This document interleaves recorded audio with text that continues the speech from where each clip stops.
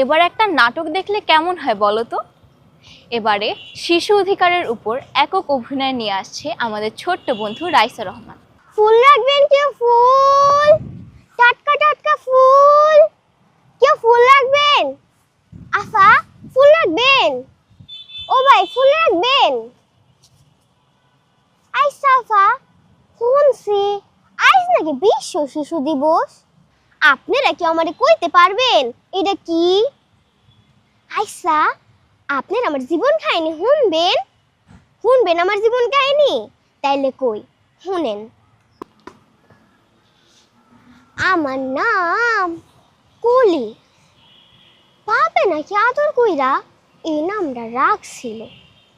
বাপে মা এখন নাই, মইরা গেছে। আমি এখন দাহায় থাহি।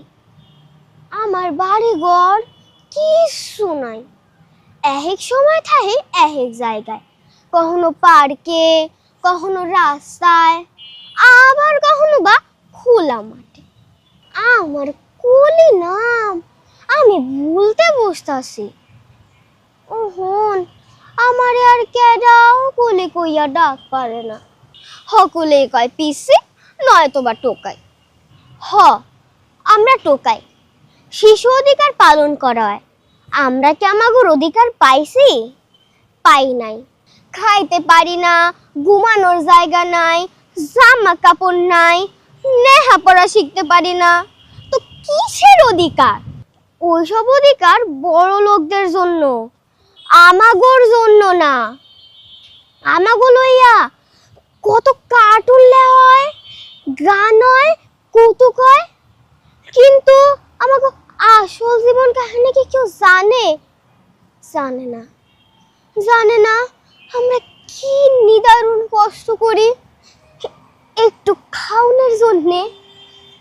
যখন প্রথম গ্রাম থেকে শহরে আইলাম, তখন বাসা বাড়ির কাম লইলাম। কিন্তু জানেন, একবারের বিবি সাপ হাত থেকে গাছের বাড়ি পড়ে যাওয়ায় খুব মারলো। মারতে মারতে ঘর থেকে বাইর করে দিল। মাসের বেতনটাও দিল না। আমি তো মার খাইয়া ঘর থেকে বাইর হইতে পারছি।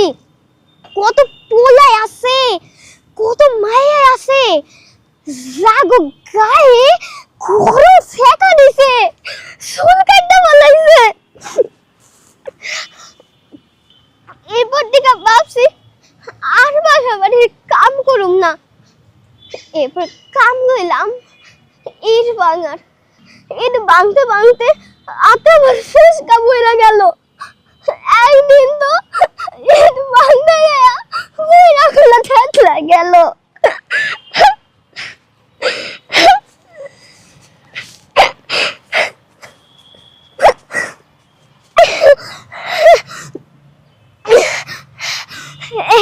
এই লাগি এক সপ্তাহ কামে আইবার পারলাম না।